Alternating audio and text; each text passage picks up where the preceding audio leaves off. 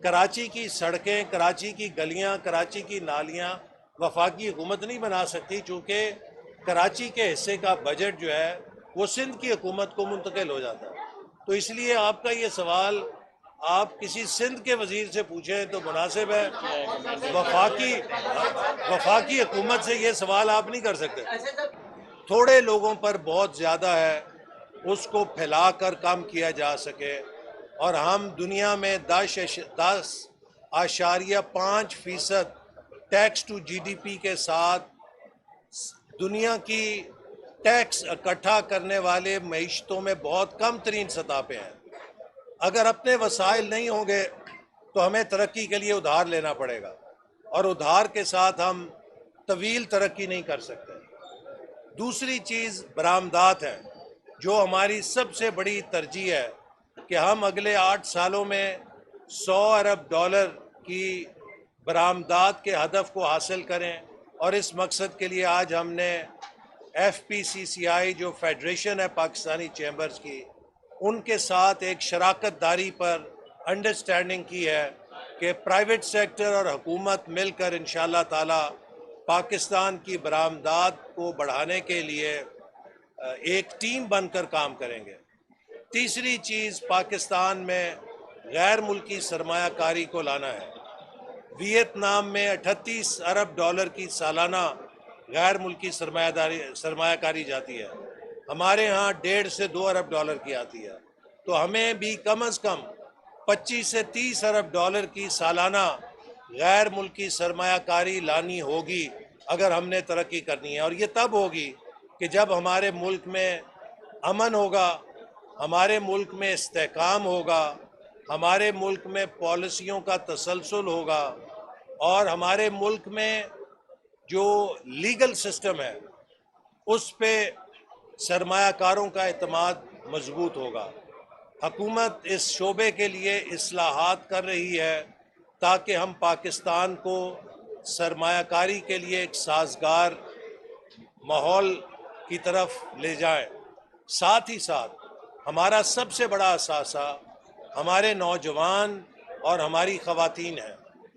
ہماری 60% آبادی نوجوانوں پر ہے۔ حکومت نے اس وقت ایک بڑا پروگرام ڈیجیٹل سکلز کا شروع کیا ہے، اور چین کے تعاون سے 2 لاکھ نوجوانوں کی سالانہ تربیت کا معاہدہ ہو چکا ہے، اور ایک اور چینی کمپنی سے وزیر اعظم کے اگلے دورے میں 1 لاکھ نوجوانوں کی مزید تربیت کا معاہدہ ہوگا۔ اس کے علاوہ حکومت اپنے پروگراموں سے تقریباً 5 لاکھ نوجوانوں کی تربیت کے لیے کام کر رہی ہے۔ یہ وہ پروگرام ہے جو صوبائی حکومتوں سے ہٹ کے ہے۔ ہماری کوشش ہے کہ ہم پاکستانی نوجوان کو ڈیجیٹل ایج کے لیے، ڈیجیٹل اکانومی کے لیے تیار کریں، انہیں لیپ ٹاپ دیں، انہیں آئی ٹی سکلز دیں۔ ہم انہیں کٹا کٹی یا مرغی انڈے دے کے کوئی 7ویں صدی میں نہیں لے جانا چاہتے، ہم انہیں ڈیجیٹل سکلز کے ساتھ 21ویں صدی کا معاشی کارکن بنانا چاہتے ہیں، اور یہ ہمارا پلان انشاءاللہ اگلے 3 سالوں میں جب مکمل ہوگا تو آپ دیکھیں گے کہ پاکستان کا شمار دنیا کی لیڈنگ آئی ٹی اکانومیز میں جو سافٹ ویئر بنا رہی ہیں، جہاں پر آئی ٹی کی سرمایہ کاری آ رہی ہے، وہ ہوگا۔ اسی طرح ہم اپنی زراعت کو ماڈرنائز کرنے کے پروگرام پہ عمل کر رہے ہیں، اور وزیر اعظم نے 1000 زرعی ماہرین کو چین میں جدید ٹیکنالوجی میں تربیت دلوانے کا پروگرام شروع کیا ہے، جس کے پہلے مرحلے میں 300 ماہرین تربیت حاصل کر کے واپس آ گئے ہیں، اور 700 مزید جائیں گے، اور اس کا مقصد یہ ہے کہ ہم پاکستان کی زراعت میں ایک نیا انقلاب لائیں اور گرین ریولوشن 2.0 برپا کر کے پاکستان کی زراعت کو درآمد کی بجائے برآمد کرنے والے سیکٹر بنائیں، جس سے کہ اربوں ڈالر کی ہم ایکسپورٹ جنریٹ کر سکتے ہیں۔ اسی طرح جیسے میں نے ابھی کہا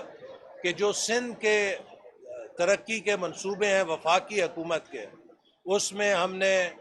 حیدرآباد سکھر موٹر وے پر کام شروع کر دیا ہے، اور عنقریب انشاءاللہ وزیر اعظم شہباز شریف سکھر حیدرآباد موٹر وے کا سنگ بنیاد رکھیں گے، اور اگلے 3 سالوں میں ہمارا ٹارگٹ ہے کہ اس منصوبے کو مکمل کیا جائے۔ اگر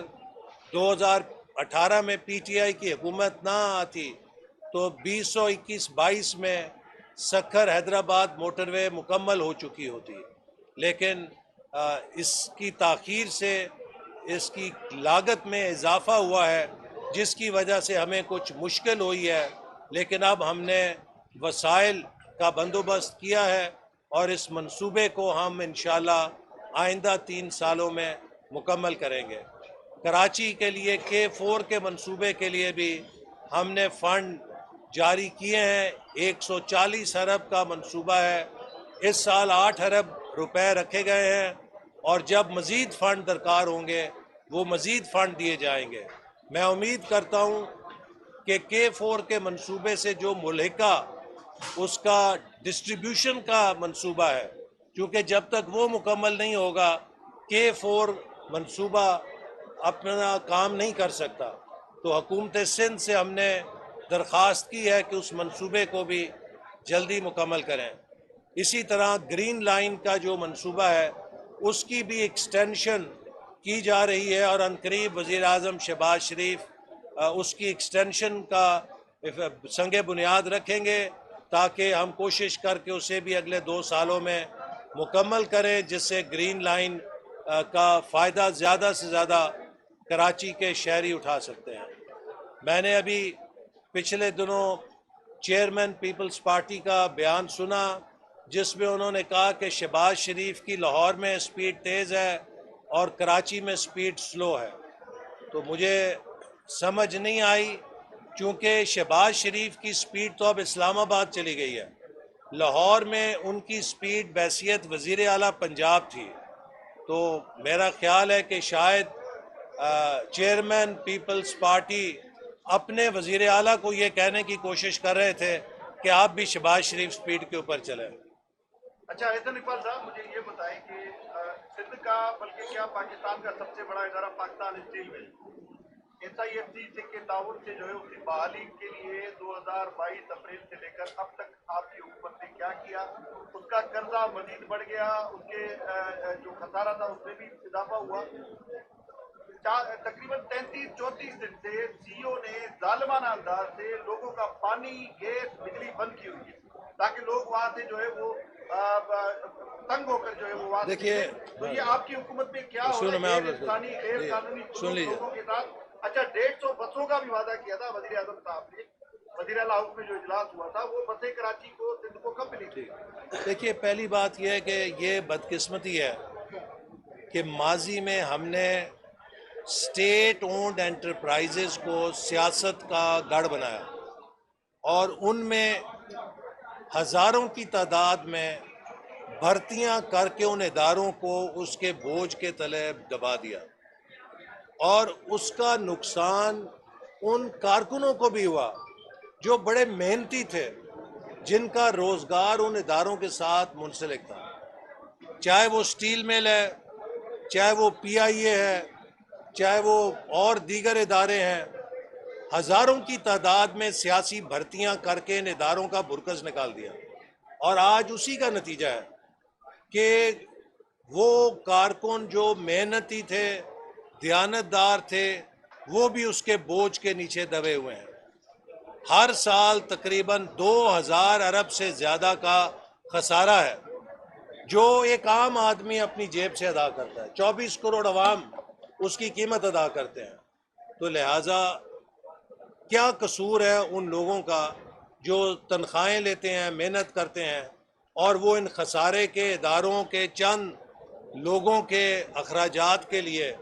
پورا ملک جو اپنی قیمت جیب سے ادا کرتا ہے؟ تو اس لیے ہم کوشش کر رہے ہیں کہ ان اداروں کو منافع بخش بنانے کے لیے ان کی ریسٹرکچرنگ کی جائے اور پرائیویٹائز کیا جائے، کیونکہ سن لیجیے، دنیا بھر میں کمرشل ادارے سرکار کی کارکردگی میں پٹ چکے ہیں، اس لیے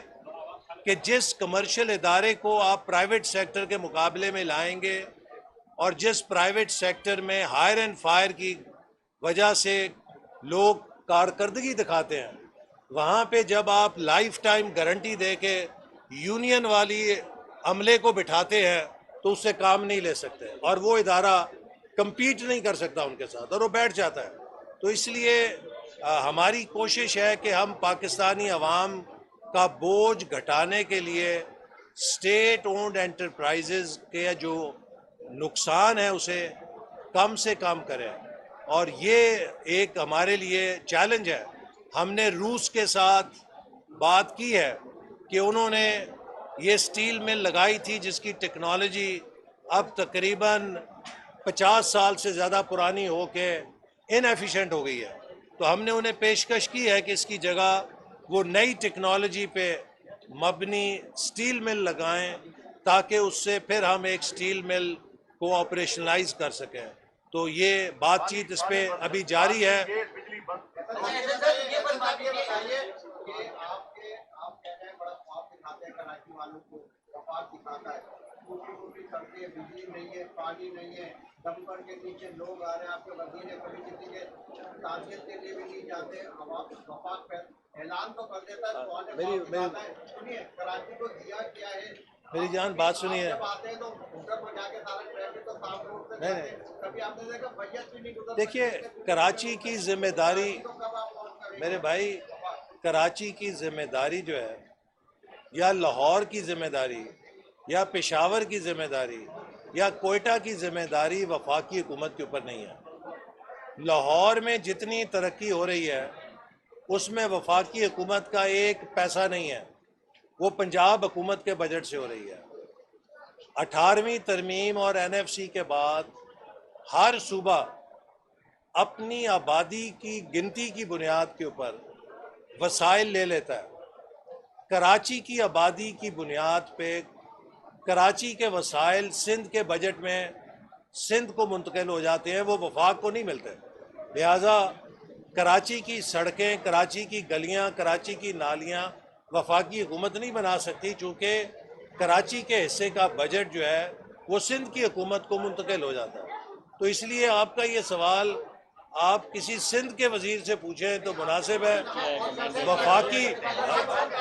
حکومت سے یہ سوال آپ نہیں کر سکتے۔ ایسے صاحب یہ فرما دیے تو مختصر سوال ہے کہ آپ نے چیمبر میں بھی فیڈریشن ہاؤس میں بھی کہا تھا کہ عمومی طور پہ وفاق 2800 ارب روپے کلیکٹ کرتے ہیں، 2500 ارب روپے دفاع میں لگ جاتے ہیں۔ نہیں میں یہ کہا تھا، میں نمبر آپ کو ٹھیک کر دوں۔ دیکھیے میں نے یہ کہا تھا کہ آج سے 2 سال پہلے ہمیں صوبوں کا حصہ دے کر 10,000 ارب بچتا تھا، اور 10,000 ارب کا 10,000 ارب جو ہے وہ قرضوں کی ادائیگی میں چلا جاتا تھا۔ اب 2 سال کے بعد جو قرضے ہیں وہ ادا کرنے کے بعد وفاق کے حصے سے 2800 ارب روپیہ فاضل ہوا ہے، جس میں سے 2500 ارب ہمارا دفاع کا بجٹ ہے۔ تو اس کا مطلب یہ ہے کہ ہم اب دفاع کا بجٹ اپنے وسائل سے ادا کر رہے ہیں، جبکہ 2 سال پہلے وہ بھی ہم ادھار پہ لینے پہ مجبور تھے۔ یہ ترقی ہوئی ہے نا، اب ہمیں اس سے آگے جانا ہے کہ اپنے ٹیکسوں کو اتنا بڑھانا ہے کہ ہم ترقیاتی بجٹ، ہم تنخواہوں اور پینشن کا بجٹ جو وفاق کا ہے وہ بھی اپنے ٹیکس کے پیسوں سے ادا کریں، بجائے یہ کہ خسارے سے اور ادھار کے ذریعے ادا کریں۔ اسی میں